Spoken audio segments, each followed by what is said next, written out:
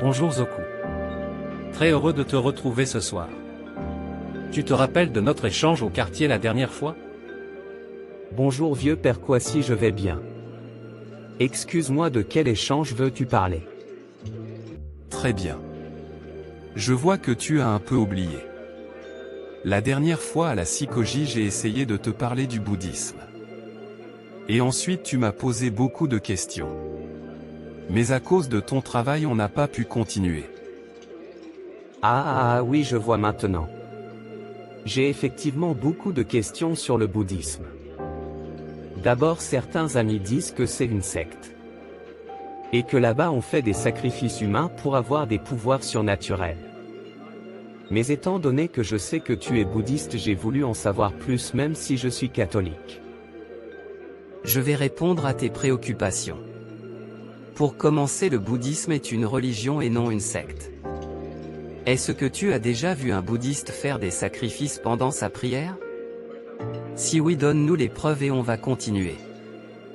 Il est très important pour toi en tant que jeune de ne pas avaler les interventions des gens sans avoir de preuves. Si tu le fais, tu seras comparable à une poubelle qui accepte tout ce qu'on dépose car elle n'a pas la capacité de refuser. Mais dans ton cas, tu as un cerveau qui doit trier les informations que tu reçois avant de l'accepter. C'est ce qui fait la différence entre nous les bouddhistes et les monothéistes. Honnêtement, j'ai pas de preuves pour prouver cela. Donc j'aimerais mieux comprendre si possible. Voici mes questions. 1. À qui vous adressez vos prières? 2. Qui vous a créé si vous ne croyez pas en Dieu? 3.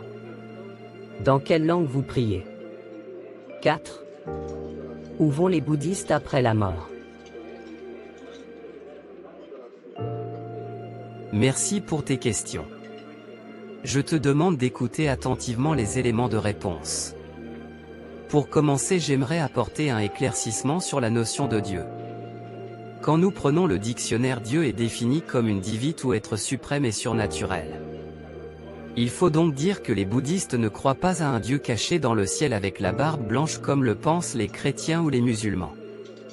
Les prières des pratiquants bouddhistes sont adressées à la vie ou à l'univers dans son entièreté.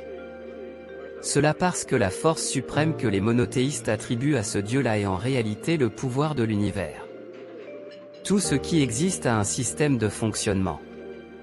Et lorsque vous connaissez le fonctionnement d'une chose, vous pouvez l'utiliser sans aucun souci. Je prends le cas de l'ampoule. Si vous arrivez dans une chambre et que vous n'appuyez pas le contact, la lumière ne viendra pas. C'est pareil pour le pouvoir de l'univers. Lors de la prière, le bouddhiste fusionne donc sa vie à celle de l'univers pour en faire un.